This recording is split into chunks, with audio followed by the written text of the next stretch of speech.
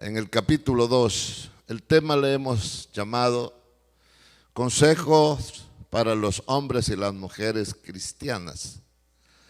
Consejos para los hombres y las mujeres cristianas. Dios es un Dios bueno, es un Padre bueno. Hermanos, es muy importante que le reconozcamos como Padre.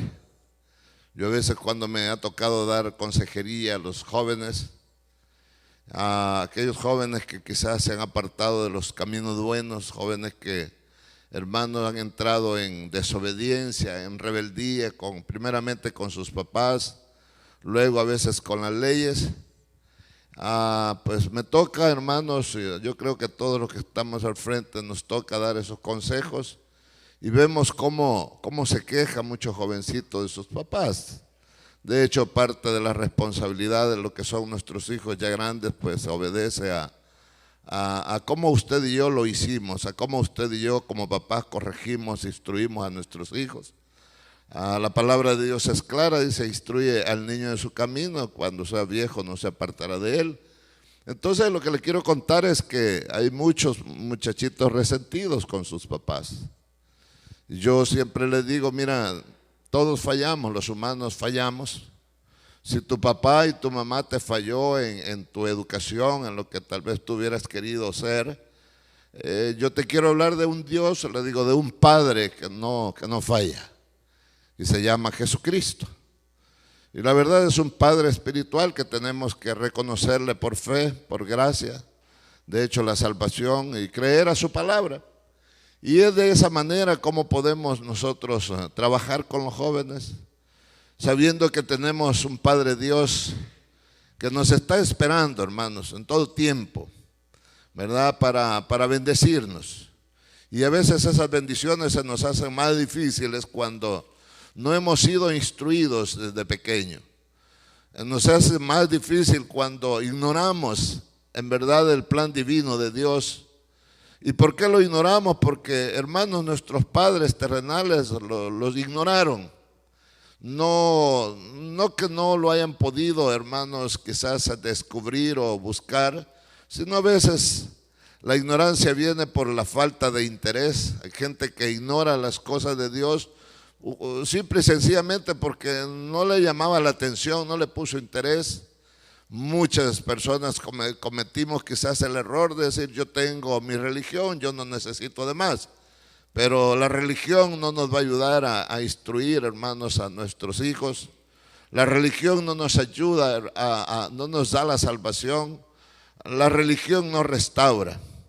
Lo que restaura se llama Jesucristo, tener una relación con Él. Por ello es importante el consejo de nuestro Padre Dios a la luz de su palabra. Este ejemplar de la bendita palabra está, hermanos, lleno de consejos. Está saturado de consejos de Dios para con nosotros los hombres. Iniciando, hermanos, por los proverbios. Yo le llamo los proverbios la ciencia de la vida. Ahí está cómo debemos de enfrentar la vida. Por ello yo quiero que vayamos a la primera carta, le dije, de Timoteo, en el capítulo 2, dos versos nada más. El verso 8, o 3 serían, del 8 al 10. Dice así la palabra del Señor: quiero, dice, pues, que los hombres, oiga esto, hermano, ese es el deseo de Dios, esta es la petición de Dios para todos y cada uno de nosotros, los hombres que estamos en las iglesias. Y este es un consejo, una exhortación, es un requerimiento de Dios para que Dios se glorifique en nuestra vida. Quiero pues que los hombres, dice, oren en todo lugar. Oiga, qué requerimiento más precioso de Dios. Qué consejo más bonito del Señor. Que todos nosotros los hombres oremos en todo lugar. Y dice, levantando manos santas, sin ira ni contienda. Eso es lo que Dios nos aconseja en esta tarde. Número 1, que oremos en todo lugar. Número 2, que levantemos manos, pero esas manos santas, sin ira y sin contienda, sin ira ni contienda. Ahora bien, viene un consejo para las mujeres. Dice asimismo que las mujeres se atavíen de ropa decorosa, con pudor y modestia, no con peinado ostentoso, ni oro, ni perlas, ni vestidos costosos, sino dice con buenas obras, como corresponde a mujeres que profesan la piedad. Vamos a orar. Padre, en el nombre glorioso de Jesucristo, te damos a ti la honra y la gloria, la alabanza y la adoración.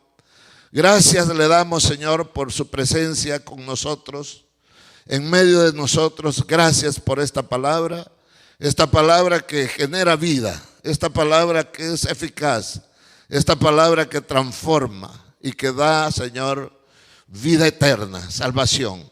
Glorifíquese, Señor, en esta hora, que esta palabra que vamos a oír hoy, Señor, pueda compungir nuestra alma, nuestro corazón. Podamos, Señor, practicarla en nuestro diario vivir. En el nombre bendito y glorioso de Jesucristo.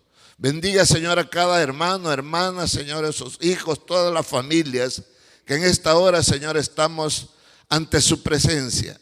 Que en esta hora nos hemos presentado ante usted con esa necesidad. Necesitamos que usted nos llene más, con hambre y con sed de ti, Señor. Y seguros estamos de que usted va a saciar esos vacíos con los cuales venimos ante su presencia. Es en el nombre bendito y glorioso de Jesucristo, su Hijo amado, nuestro bendito Señor y Salvador, que se lo pedimos. Amén y amén. Le dije, hermanos, que el tema le hemos llamado, titulado Consejos para los hombres y las mujeres, de hecho, cristianas, ¿verdad? Hombres y mujeres que profesamos ser hijos e hijas de Dios. Cuando la Biblia habla de hombres y mujeres, hermanos, está queriéndonos enseñar o dando por sentado que son personas, hermanos, seres humanos que han alcanzado una madurez, que tienen una experiencia, mejor dicho. Yo a veces me ha tocado aconsejar, hermanos amados, los que van a ir al matrimonio, jóvenes candidatos al matrimonio. Y me gusta ir a lo que dice Génesis capítulo 2, verso 24, cuando la palabra de Dios dice, y el hombre, está hablando, le digo, de un hombre, no está hablando de un adolescente, no está hablando de un niño. Y el hombre, dice, dejará, dice, a su padre y a su madre, y se unirá, dice, a su mujer. Oiga esto también, no está hablando de una adolescente, una niña, ¿verdad? De 14, 15 años, está hablando de una mujer. Cuando nos referimos a una mujer es alguien que sabe realmente quién es, sabe lo que quiere, sabe para dónde va, una persona que realmente se puede trabajar con ella. Entonces dice, se unirá a su mujer y los dos harán una sola carne. Cuando vamos, hermanos, a la presencia del Señor por la bendición del matrimonio, si es un hombre y una mujer, ¿verdad? Que conocen, hermano amado, el bendito plan de Dios en sus vidas, que conocen la palabra de Dios, que la practican en su diario vivir, ese hombre y esa mujer no se va a casar para luego después 6 meses, hermano, estarse divorciando. No, son personas que van seguros en el Señor, a lo que realmente les corresponde, a lo que realmente tienen que hacer. Y es así como Dios se glorifica en esos matrimonios. No importa, hermanos, las circunstancias que puedan venir, sabemos que tenemos un Dios que está con nosotros, que nos ayuda a salir adelante. No así el mundo, que no tiene esa esperanza, hermanos, en quién confiar, a quién ir en los momentos de dificultad. Por eso, hermano, aquí está hablando y dice, quiero pues que los hombres, oiga, es un consejo a ti, hermano, a mí, que Dios nos está dando en esta tarde. Número 1 dice, que oren en todo lugar. El hombre de Dios, hermanos, el hombre de Dios es un hombre, tiene que ser un hombre de oración. Tiene que ser un hombre, hermano, de fe. Tiene que ser hombres, hermanos, de buen testimonio. Esto de la oración, hermanos, es muy importante en el pueblo cristiano. Lamentablemente, hoy en día, producto de los quehaceres diarios, de los afanes de esta tierra, de este mundo, casi no queda tiempo para orar. Hermano amado, la oración es el canal de comunicación que Él ha dejado para que nosotros, sus hijos, vayamos a Él y consultemos a Él de toda decisión que vamos a tomar. La oración, hermanos, es el medio de comunicación para tener esa intimidad con nuestro bendito Creador. Es muy importante, le digo, el tiempo de comunión con el Señor. Si usted va por favor al Salmo, hermanos, 25, 14, dice que la comunión íntima de Dios, de Jehová, es con los que le temen. Naturalmente, cuando hay un temor de Dios, cuando hay un respeto a Dios, cuando hay una reverencia a Dios, cuando hay un conocimiento genuino de Dios, hermano, el verdadero Hijo de Dios, lo primero que quiere hacer con su Padre Celestial es, hermano, mantener una comunión íntima, una comunión sincera, una comunión que venga de lo más profundo de su interior.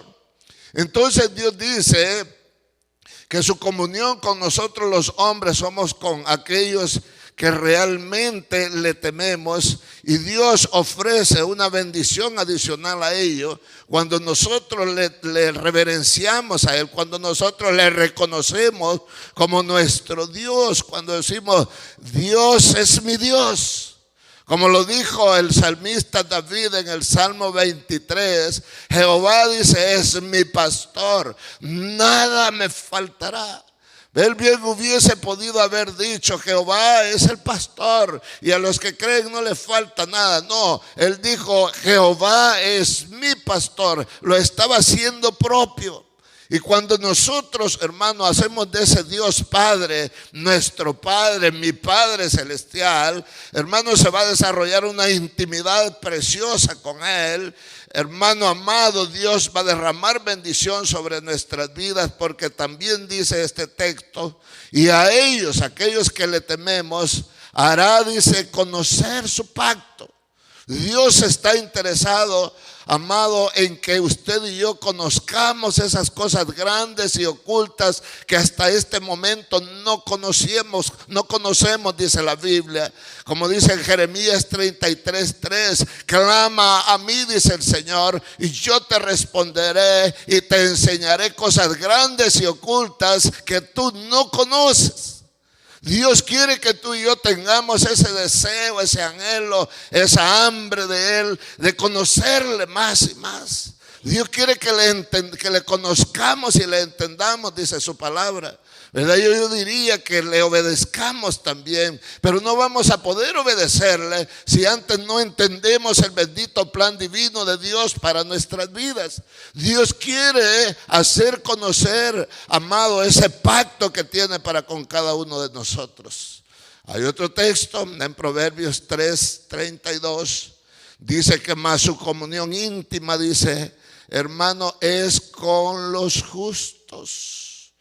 La comunión íntima de Dios es con los justos. ¿Será que aquellos que no, hermanos, que no tienen interés por orar, verdad?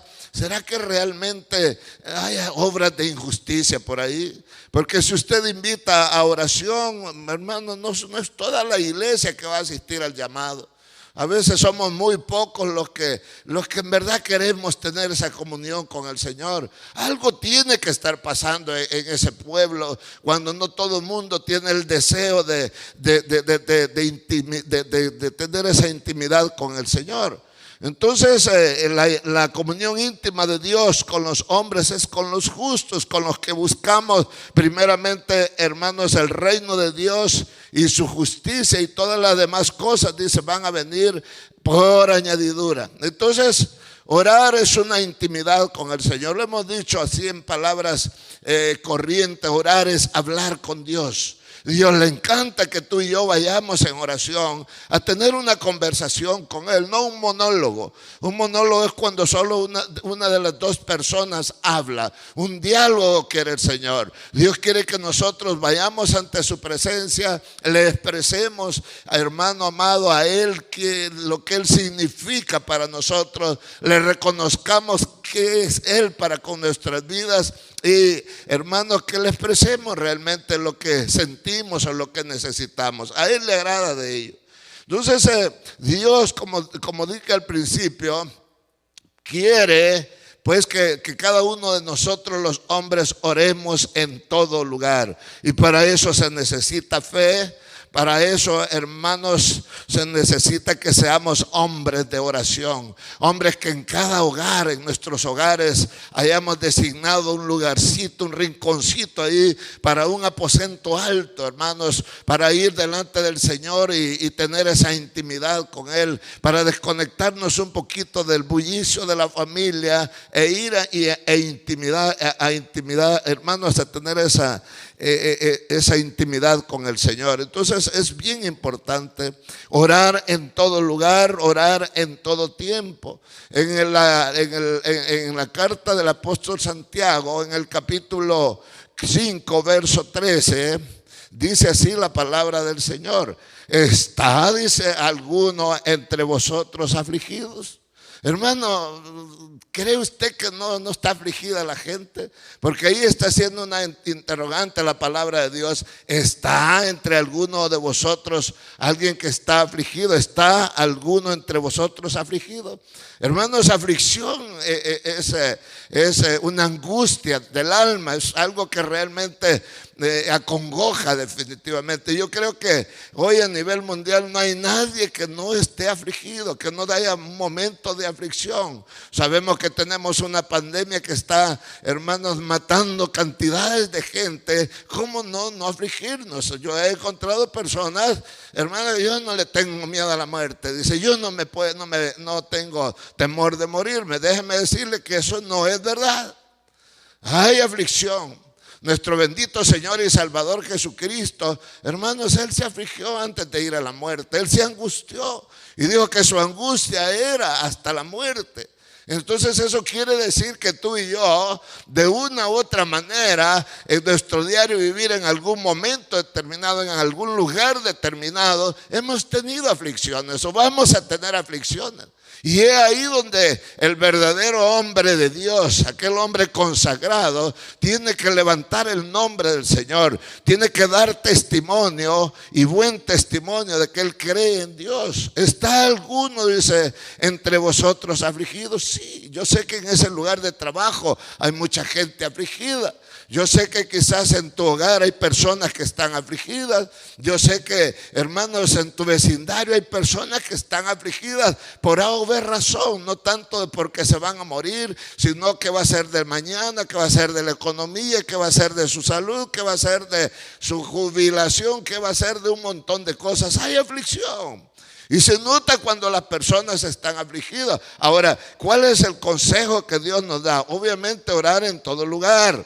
Número uno, pero también aquí nos está diciendo en Santiago 5:13 que cuando veamos a alguien, hermanos, entre nosotros, donde quiera que andemos, afligido, que tengamos esa autoridad de Dios, esa gracia de Dios, ese amor de Dios, ese poder de Dios, y le digamos, te veo afligido, ¿quieres que haga por ti oración? Y ahí es donde Dios se quiere glorificar, ahí es donde Dios se va a manifestar de una manera preciosa, porque aquí lo dice, haga oración.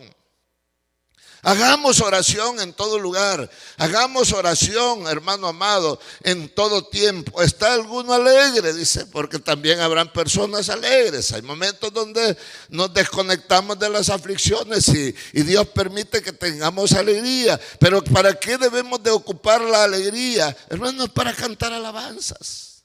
Esas alabanzas que llenan de amor, esas alabanzas que llenan de poder, esas alabanzas que llenan de vida, esas alabanzas de victoria en el Señor, esas alabanzas que generan, hermano, esa gracia divina, esa fe va aumentando cuando tú y yo cantamos esas alabanzas. Obviamente, cuando estamos alegres debemos de cantar alabanzas.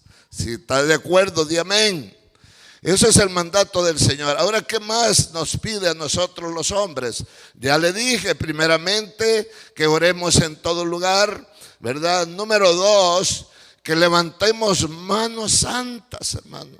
Que levantemos, que movamos a las manos, hermanos, de abajo hacia arriba. Eso es levantar nuestras manos, alzarlas, hermanos, hacia Dios. Eso es lo que Dios quiere que hagamos nosotros en todo lugar. Levantar manos al Señor. Él se glorifica, amado pueblo de Dios, cuando nosotros levantamos sus manos hacia Él. Yo he tomado una determinación de un tiempo atrás, y siempre que me voy a acostar, hermano, yo levanto mis manos, o cuando me levanto, despierto, yo levanto mis manos y le digo: Señor, levanto mis manos en señal primeramente de gratitud. Le digo: yo te agradezco por todo lo bueno que has sido conmigo. Levanto mis manos, le digo, en señal de victoria, Señor, porque contigo somos más que vencedores. Tú nos has dado la victoria en la cruz del Calvario. Levanto mis manos, le digo, en señal de rendición a ti. Hermano amado, no hay manera de mostrar rendición si no es a través de levantar nuestras manos al Señor.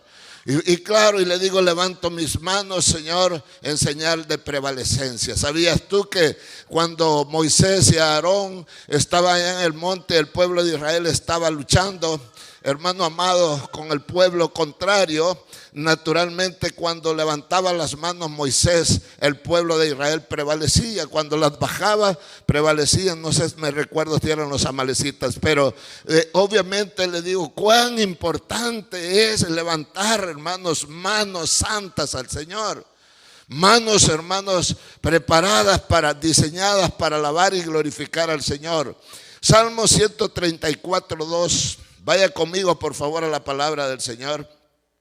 Muy importante, hermanos. Vamos a ver por qué razón. Porque yo a veces siempre me he preguntado por qué será que en las iglesias hay cristianos de años, hermanos, que nunca han levantado las manos por más que se les exhorte. No sé si solo acá, pienso que quizás en todas las iglesias hay personas que tienen años. Yo me recuerdo un hermano que vino, no sé si fue de Nueva York, un hombre así, hermanos, corpulento, un hombre así, se veía con aspecto así de orgullo, ¿verdad? Y una vez me dijo: pastor, me dice, le quiero confesar algo. Dime, le digo. La verdad, me dice, que cuando comenzamos la alabanza, algo, no sé qué es, me dijo, pero siento un deseo, me dice, de levantar las manos. Y le digo: esa es la presencia de Dios. Eso es cuando realmente Dios quiere obrar en tu vida. Y el hombre, hermanos, aquel hombre que erguido, que se me paraba y de ahí nadie lo movía, con la vista fija, hermanos, comenzó a levantar manos al Señor, y viera el deleite que se le veía a él. Y esto es real. La verdad es que hay personas que no pueden levantar manos porque están atadas sus manos. Y lo vamos a ver más adelante de cómo Dios obra, hermano amado. Salmo 134:2 dice: alzad, dice, vuestras manos al santuario y bendecid a Jehová. Hermanos, no hay cosa más bonita de levantar nuestras manos al santuario cuando venimos acá al templo y comenzamos a alabar, a exaltar, a adorar el nombre del Señor, y levantamos esas manos al Señor, hermano amado, en señal de rendición, en señal de quizás de victoria, en señal de gratitud. Hermano, como dice esa alabanza, que levantar las manos, las cargas se van, y es una realidad. Dios comienza a glorificarse en nuestra vida. La presencia, la gloria de Dios comienza a bajar sobre esas personas que están logrando entender de la importancia de levantar esas manos a nuestro bendito Creador, de la importancia de abrir nuestra boca con nuestras manos levantadas y decir: bendito eres Jehová, bendito Dios de la gloria. Y comenzamos a bendecir, y el Espíritu Santo te comienza a mover mover de una manera sobrenatural. ¿Por qué razón? Porque hay pueblo, hermanos, que está dispuesto a rendirse al Señor. Salmo 143:6 habla también de, hermanos, dice: extendí, dice el salmista, mis manos a ti. Mire, esto es una experiencia bien preciosa. La primera es una invitación a alzad vuestras manos al santuario y bendecid a Jehová. Tenemos que tener un principio, tenemos que hacerlo la primera vez, hermano amado, y verá cómo Dios se va a ir glorificando. Salmo 143:6 dice: extendí mis manos a ti. A nuestro bendito Dios, cuando extendemos nuestras manos, y dice: mi alma a ti, como la tierra sedienta. Oiga eso, hermano.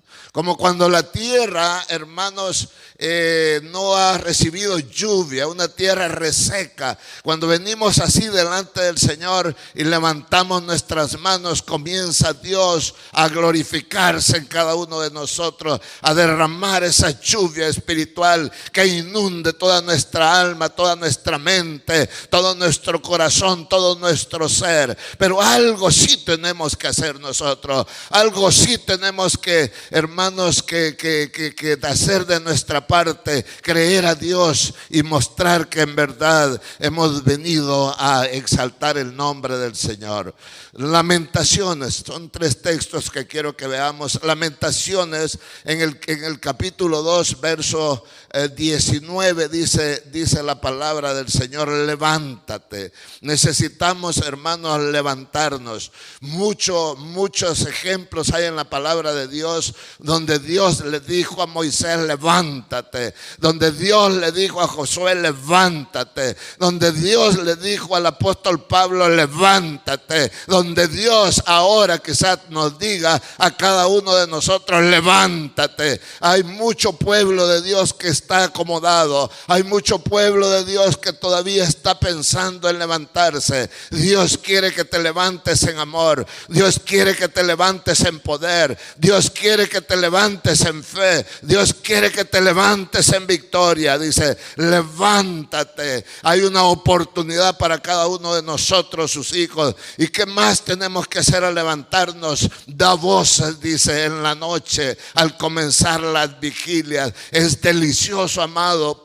es delicioso, bendito pueblo de Dios, venir a sus atrios, hermanos, y nomás se comience a invocar el nombre del Señor. Todos nos unamos en oración y comenzará el Espíritu Santo a derramarse sobre tu vida y comenzará la gloria de Dios a caer en ese lugar, como sucedió allá en el día del Pentecostés, cuando esa gente comenzó a invocar el nombre del Señor. El Espíritu Santo se derramó de una manera sobrenatural. Cuando la gente comenzó a hablar, hermano, soltó su boca, abrió su boca, el Espíritu Santo comenzó a hablar en diferentes lenguas y se veía la presencia de Dios. La gente estaba atónita, la gente estaba impactada, la gente estaba compungida, dice la Biblia, producto de el derramamiento del Espíritu Santo. Y en ese día precioso del Pentecostés, dice: derramo como agua tu corazón.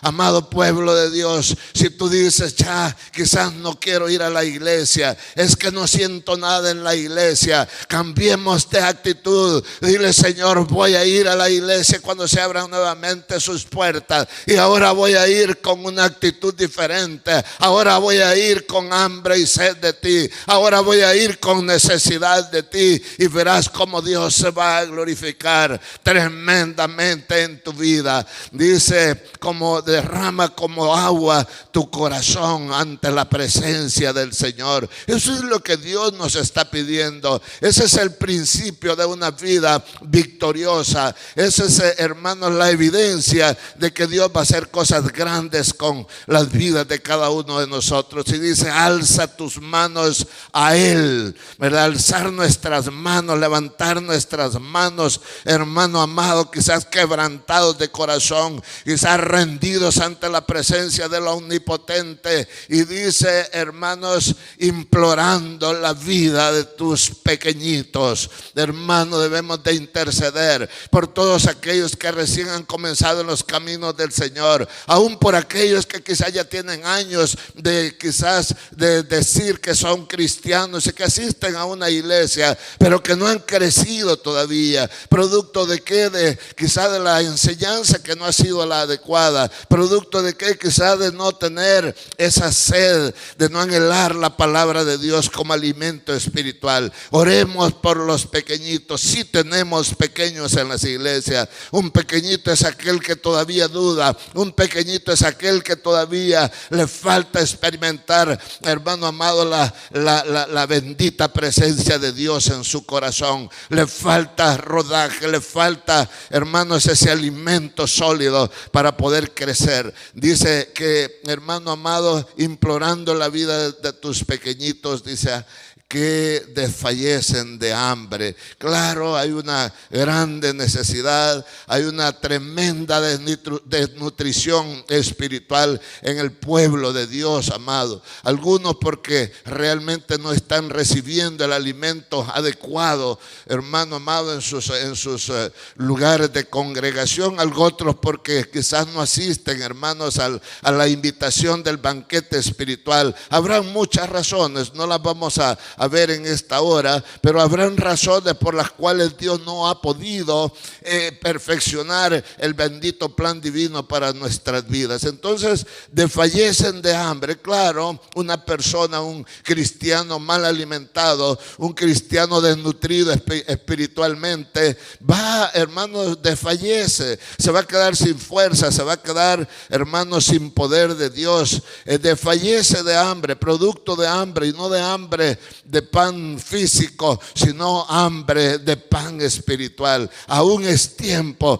de saciarnos, aún es tiempo, hermano amado, de fortalecernos en la palabra del Señor. Va a llegar un tiempo donde la gente va a tener comezón de oír la palabra de Dios, hermano amado, pero nada más. Ahora podemos ser, hermanos, fortalecidos en el Señor. Dice, en las entradas de todas las calles. Claro, donde quiera que vamos hay gente que desfallece de hambre de Dios, no conoce el plan divino de Dios. Levantemos, manos sin ira, dice el Señor. Manos, hermanos, no llenas de cólera. La ira es cólera. Hay personas que están, hermanos, llenas de cólera, de enojo dentro de ellas. Reprendamos ello, echémoslo fuera en el nombre de Jesucristo. Manos santas, dice, sin ira y ni contiendas. Las contiendas son esas luchas a veces que se dan en medio del pueblo de Dios. Son esas guerras, hermano amado. El enemigo se ríe de cómo en las iglesias nos pleiteamos entre nosotros, hermanos. Debemos de reconocer que la lucha, la guerra que tú y yo tenemos no es contra nosotros mismos, no es contra el hermano contra el hermano, la hermana contra la hermana, de ninguna manera. La lucha del verdadero cristiano no es contra sangre ni carne, sino contra huestes espirituales de maldad que están en las regiones celestes. Debemos de decir no a los pleitos, debemos de decir no a las contiendas, debemos de decir no al enojo, ¿verdad? Debemos de decir, quizás me enoje, pero no voy a permitir que el enojo me lleve al pecado, ¿verdad? La Biblia dice, airaos, pero no pequéis. La Biblia dice que no se ponga el sol sobre vuestro enojo. No, Dios nos está diciendo que quizás nos enojemos, pero no debe de pasar ese enojo de un día al siguiente día. Tiene que ser solventado, tiene que ser ir, hermanos, a buscar esa paz de Dios, a buscar esa paz con nuestros semejantes en el mismo día. Muchas manos de muchos cristianos necesitan ser desatados. Eso es una realidad. Necesitamos manos desatadas en las iglesias. Y claro, el Señor nos da un consejo, ¿verdad? El Señor nos manda, hermano amado, a buscar esa libertad de nuestras manos para, hermanos, para levantarlas al Señor. Libertad para dar realmente. Obviamente una persona atada de manos no puede dar. Y tú sabes que es más grande cosa dar que recibir, dijo nuestro bendito Señor y Salvador Jesucristo. Vaya por favor conmigo al Evangelio del apóstol Juan, Juan en el capítulo 11, veamos esta historia, hermano amado, de quién amarra, quién ata, ¿verdad? Quién ata al humano. Esto es una realidad. De hecho, tiene que ser el adversario que tenemos a través de las personas, ¿verdad? Muchos de nosotros, los papás, hemos atado a nuestros hijos de la boca, ¿verdad? A veces cuando son pequeños le decimos un cállate rotundo, y ese muchachito quedó atada a su boca, amarrada, hermanos, a su boca para toda la vida. Y usted los habrá mirado cuando ya crecen, que difícilmente hablan, ¿verdad? Usted les pregunta o quiere entablar una conversación con ellos, solo le miran, pero no le quieren hablar. Son jovencitos que cuando niños fueron atados por sus propios papás y quedaron, hermanos, con sus bocas amarrados, personas que quedan sus ojos amarrados, personas que quedan sus oídos amarrados desde pequeños, y personas que están amarradas de sus manos. Y aquí en el Evangelio de Juan, capítulo 11, versos de 38 en adelante, pues veámoslo por favor. Dice así la palabra del Señor, hermano amado, en el Juan 11, 38, perdón, estaba buscándolo por otro lado. Déjeme acá un tiempo para ubicarme. Dice la palabra del Señor, está hablando, hermanos, de la resurrección de Lázaro. Dice en el verso 38, Jesús, profundamente conmovido, otra vez, vino al sepulcro donde habían enterrado a Lázaro. Obviamente había ya varios días que lo dice aquí la palabra, que había sido enterrado. Era, dice, una cueva, y tenía una piedra puesta encima. Amado, esto es bien importante. Muchos cristianos hoy en día en las iglesias están atados porque tienen una piedra puesta encima. ¿Y cómo vamos nosotros a movernos o a levantar manos si tenemos quizás no una piedra, un peñón encima? Y ese peñón tiene que ser quitado, hermano. Esa piedra tiene que ser quitada. Y estas son cargas que no nos dejan, amado, levantar manos al Señor. Este hombre, hermanos, había sido enterrado, y en su tumba tenía, en su cueva tenía una piedra puesta encima. Y dijo Jesús, quitad la piedra. Obviamente nosotros solos no podemos quitar esa piedra. Tiene que ser alguien que nos tiene que ayudar a través de la oración, alguien usado por el Señor, que nos ayude a quitar esas piedras que tenemos. No le dije, no es una piedra, es una gran roca que algunos tienen, y por más que quieren, hermanos, levantar manos al Señor, no pueden. Entonces, quitar la piedra, dice Marta, la hermana del que había muerto, le dijo, Señor, lleve ya, porque es de 4 días. 4 días hacía que había muerto Lázaro. Y hermanos, Dios iba a glorificar en esa escena, hermanos, en esa situación. En el verso 40 Jesús le dijo, no te he dicho que si crees verás la gloria de Dios. Mucho cristiano hoy en día necesita creer más. Necesitamos creer más, hermanos. Pueblo bendito de Dios, vamos a tiempos donde se va a necesitar más la fe. El justo por la fe vivirá, dice su palabra. Hermanos, vamos a tiempos difíciles, tiempos donde los hijos de Dios vamos a requerir de más presencia de Dios, pero esa presencia de Dios va a derramarse sobre nosotros a través de la fe. Dios le dijo, Jesús le dijo, no te he dicho que si crees verás la gloria de Dios. Dios está deseoso que tú y yo le creamos más a Él, que tú y yo pongamos nuestra confianza plena en Él, y al hacerlo vas a recibir la gloria de Dios, vas a ver la gloria de Dios cayendo en tu vida todos los días.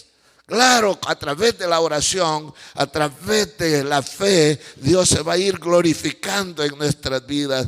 Yo anhelo, hermanos, que hoy que regresemos a las instalaciones, si así es la bendita voluntad de Dios, le creamos más al Señor, le obedezcamos más al Señor, hermanos, y veremos cómo Dios se va a glorificar en las vidas de cada uno de nosotros. Entonces dice el siguiente verso, 41, quitaron la piedra. Oigan, no la quitó Lázaro. No la quitó, hermanos, el Señor. Hubo alguien ungido por el Señor, autorizado por el Señor para que quitara la piedra. Eso es lo que muchos no queremos entender. Creemos o queremos hacernos creer que nosotros solos vamos a quitar esa piedra. No es así. Dios, hermanos, lo va a hacer a través de alguien autorizado para quitar esa piedra. Jesús lo ordenó, quitar la piedra, dice. Entonces quitaron la piedra de donde había sido puesto el muerto, y Jesús, alzando los ojos. Yo creo que además de alzar los ojos divinos el Señor al cielo, a su Padre Dios, yo creo que ha de haber alzado las manos también. Cuán importante que a través de la fe levantemos esas manos y alcemos nuestras manos al Señor y nuestros ojos a nuestro Padre Dios, y Él se va a glorificar. Aquí habla de que, hermanos, el Señor alzó, dice, los ojos a lo alto, y cuando alzó los ojos a lo alto dijo: Padre, gracias te doy por haberme oído. Qué delicioso, hermanos, es sentir, qué precioso es que el Espíritu Santo de Dios, conectado con el Espíritu de nosotros, nos haga sentir, nos haga creer que Dios nos ha oído. Y si Dios nos oye, cuando nosotros vamos a Él con fe, Dios nos oye y podemos sentir la evidencia de que Dios ha oído nuestro clamor. Viene una paz, viene un refrigerio, viene un regocijo tremendo cuando sentimos que Dios nos oye. Pueda que venga un quebrantamiento, pueda que vengan lágrimas rodando de nuestros ojos al saber que Dios sí nos oye, porque el Dios que tú y yo adoramos es un Dios vivo, es un Dios fiel, es un Dios que oye y responde. Bendito es el nombre del Señor. Entonces, amado, el Señor dijo: gracias te doy, Padre, por haberme oído. Oh, bendita palabra es esa, hermano. Esa confianza, esa seguridad. Y dice el verso 42: yo sabía que siempre me oyes. Esa confianza tiene que estar en nosotros. Esa confianza no se debe de perder. Esa confianza, hermanos, tiene que ser férrea.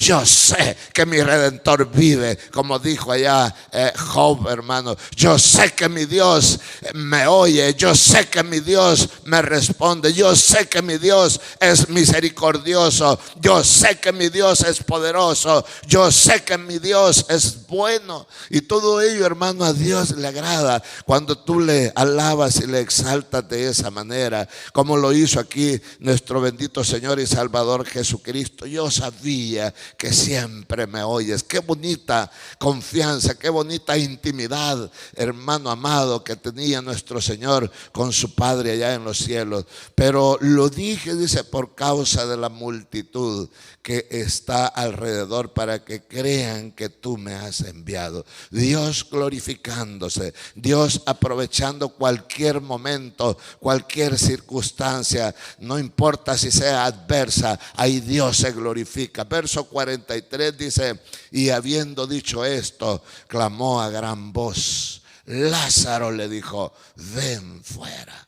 Oiga, cuán importante, hermanos, darnos a conocer al Señor por un nombre especial. Si nuestro Señor Jesucristo hubiera dicho, ven fuera, quizás todos esos muertos que habían, hermanos, sido enterrados, sepultados ahí, todos esos muertos hubieran cobrado vida y hubieran salido. Pero el Señor fue bien específico. Lázaro, le dijo, levántate y ven fuera. Y Lázaro, hermanos, cobró vida después de 4 días de muerto, después de que su cuerpo estaba ya en descomposición, hermano. Y dice aquí el verso 44: y el que había muerto salió, dice, atadas las manos. Esto es delicado. Salió atadas a las manos y los pies con vendas, hermano.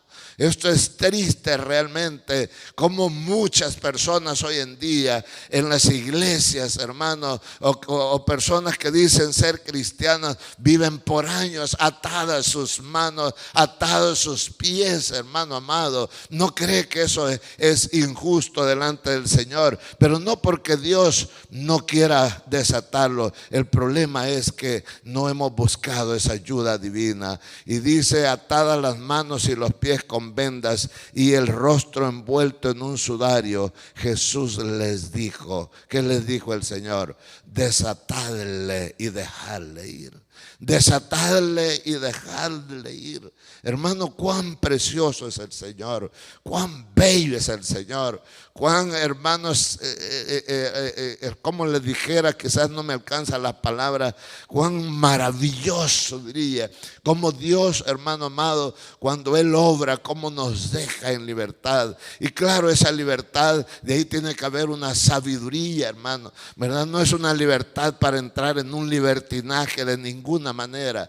Perdónenme que me ponga yo de ejemplo. Yo sentí esa libertad cuando el Señor llegó a mi vida y me libertó, hermanos, pero viene a la par de experimentar esa libertad, viene un regocijo, viene un agradecimiento grande, grande para con el Señor, y uno quiere estar cerquita de Él, y eso a Dios le agrada. Eso mismo sucedió, amado pueblo de Dios, con aquel hombre que por años había sido poseído, hermanos, por huestes, hermanos, por legiones de demonios. Me estoy refiriendo al endemoniado de Gadara. Hermanos, cuando el Señor lo liberó, este hombre quería ir con Jesús donde él fuera, pero el Señor le dijo: vete a tu casa y da testimonio, cuenta lo que Dios ha hecho en tu vida. Y eso es así, hermanos. Dios nos deja que cada uno de nosotros, por nuestra propia voluntad, ya libre, ya desatado, usted y yo le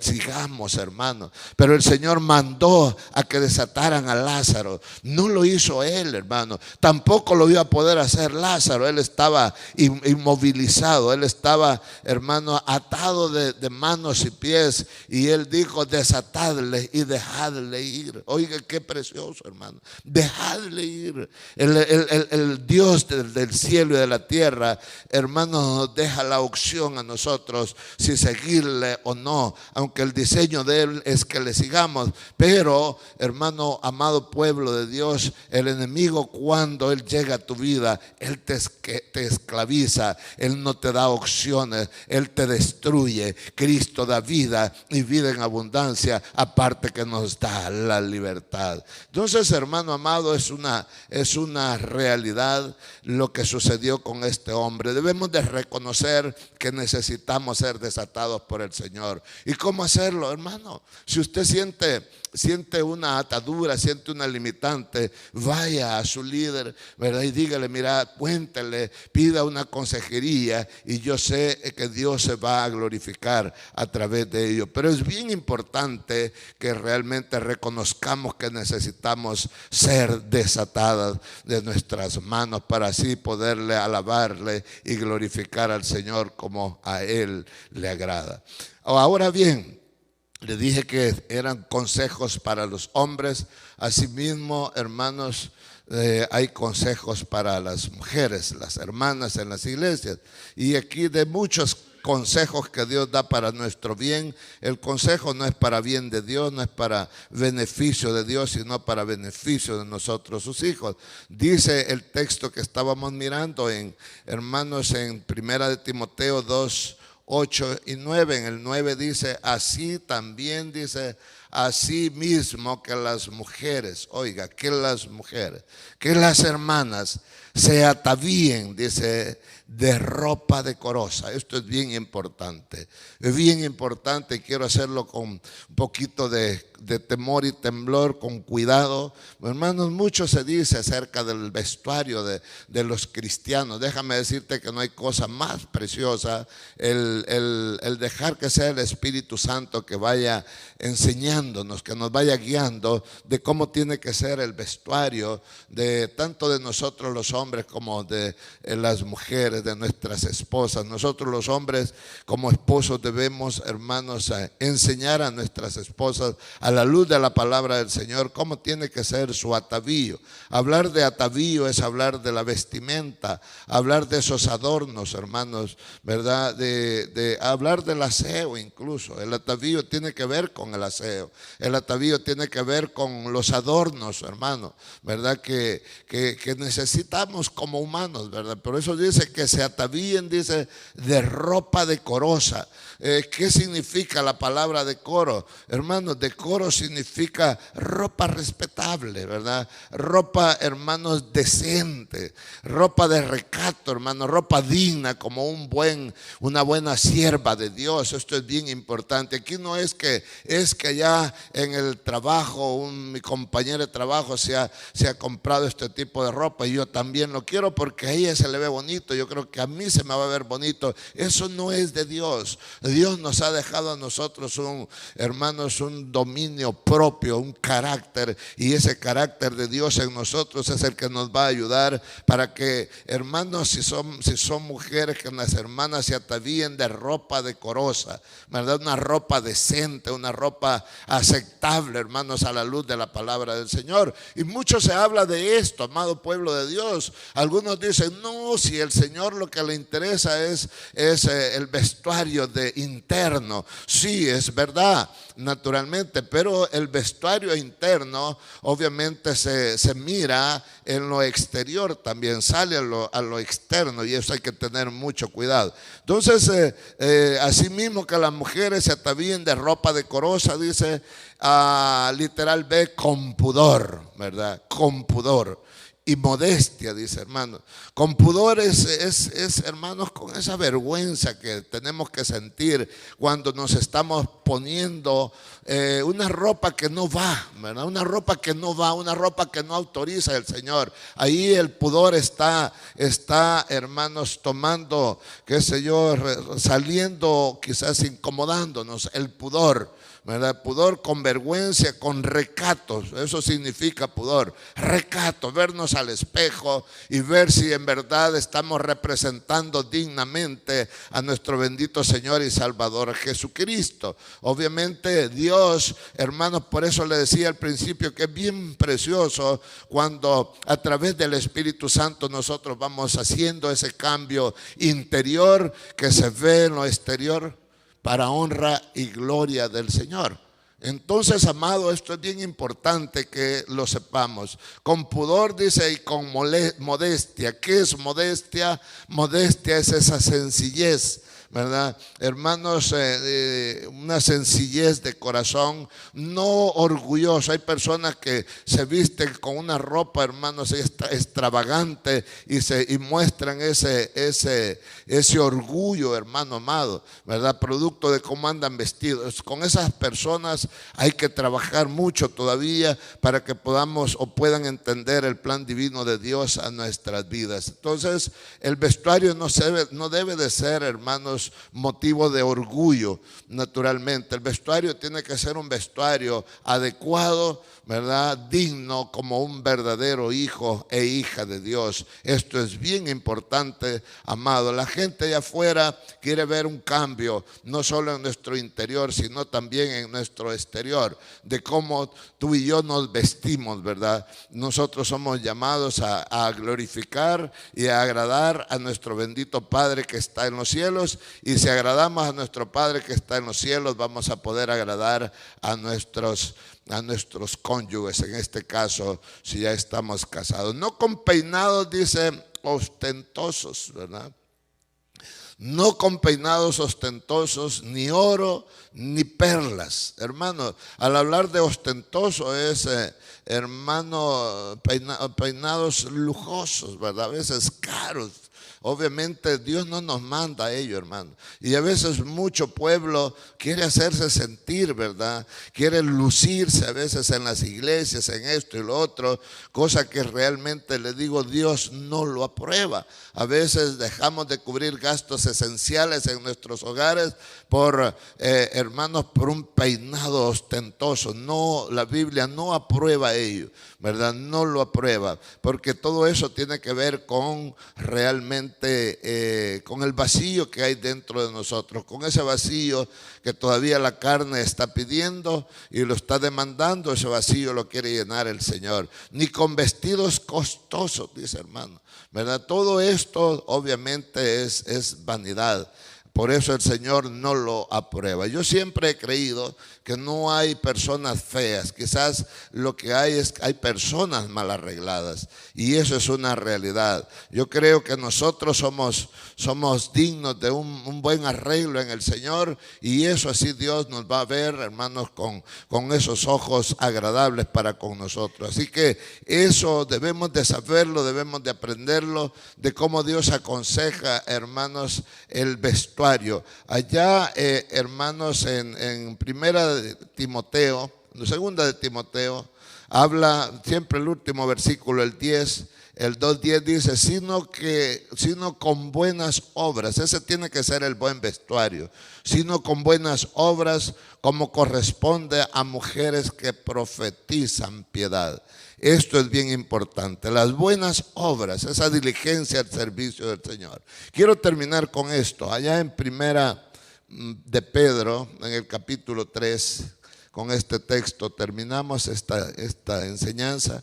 Primera de Pedro, capítulo 3, verso del 1 en adelante vamos a leer. Estas son recomendaciones del Señor a nosotros, los hombres y las mujeres, especialmente los que estamos casados. Aquellos que van a casarse, tómenlo en cuenta esta situación, porque para que no vaya a fracasar ese matrimonio. De hecho, yo creo que si estás en una buena iglesia te van a dar esta consejería, esta enseñanza antes de ir al matrimonio. Es triste ver realmente que cuando vamos, o muchas personas, cristianos que van a casarse, o no cristianos, nunca piden una asesoría, ¿verdad? Sabiendo que el matrimonio es para toda la vida. Nunca se dan un tiempo para evaluar muchos detallitos en la relación, hermanos, de noviazgo, ¿verdad? A veces no hay tiempo para ello, hay tiempo para otras cosas, pero no para ello. Y es triste ver cómo cuando vamos a adquirir un vehículo, si no es acabadito sacar de la fábrica, lo revisamos, lo miramos, lo probamos y esto y lo otro, hermanos, lo calamos, como dicen los hermanos, ¿verdad? Pero en el caso de cuando vamos a contraer nupcias no hacemos esto. Y el Señor nos dice aquí en el verso 1, asimismo dice vosotras. Está hablando de nuestras esposas. Mujeres, estad sujetas a vuestros maridos, dice. Mujeres, estar sometidas a sus maridos. Esto es bien importante, hermano, pero para ello se necesita que los maridos, nosotros los hombres, estemos sometidos a Dios. Si nosotros los hombres nos sometemos a Dios, muy fácilmente nuestras esposas se van a someter a nosotros, sin andarlas forzando, sin andarlas exigiendo. Ellas van a ver que están con alguien que realmente les está guiando por camino bueno. Están sujetas a vuestros maridos, dice, para que también los que no creen en la palabra sean ganados sin palabras por la conducta de sus esposas. Hermano, es triste realmente ver matrimonios en las iglesias que no están dando buen testimonio, que la conducta a veces de las esposas no está siendo la adecuada para que las personas que están mirando, las personas, los tiernos en la fe, miren la obra de Dios en esas personas. Entonces los que no creen a la palabra sean ganados sin palabras, sean ganados con el buen testimonio, ¿verdad? que tiene que ver con la conducta de las esposas, con ese buen comportamiento de las esposas. Esto trae bendición. Obviamente es un reto para nosotros los hombres también, los sacerdotes del hogar, porque la exigencia va a ser mayor. Cuando nuestras esposas se someten, Dios comienza a glorificarse en sus vidas, y estas espositas quizás se van a ver en la necesidad de ir empujando a sus esposos para que también se sometan a Dios. El verso 2 dice: considerando vuestra conducta casta y respetuosa. Amado pueblo de Dios, es importante el respeto conyugal, ¿verdad? Yo creo que ya es tiempo ya de parar el irrespeto entre cónyuges. Se está mirando mucho maltrato de hombres con sus esposas, de esposas a veces con sus esposos. Eso no puede ser, ahí no se glorifica el Señor. Debemos de considerar, hermanos, nuestra conducta debe de ser casta para con nuestros cónyuges, debe de ser respetuosa, hermanos, debe de ser en amor, debe de ser en fe, debe de ser, hermanos, como le dijera, en guianza divina de Dios, para que esto pueda ser una realidad. El verso 3 dice: vuestro atavío no sea el extremo, hermano. No, arreglémonos, sí, pero no se vaya al extremo. De peinados, dice, ostentosos, de adornos de oro o de vestidos lujosos. Usted es lo que es. Yo declaro que usted es una princesa de Dios. Yo declaro que tiene toda la gracia de Dios en su fisonomía. No necesitamos de tanto más, hermano. No necesitamos. No es el vestuario el que le va a transmitir esa imagen preciosa a la demás gente. Es su comportamiento, es su conducta la que va a abrir paso, es su conducta la que va a marcar esa diferencia. No va a ser el peinado costoso, no van a ser esos adornos de oro, hermanos, a veces aquí en el cuello, aquí en la mano, a veces hasta en el pie, algunos en las narices, en las orejas, en las pestañas. No necesitamos de ello los verdaderos hijos de Dios. La verdad, todo ello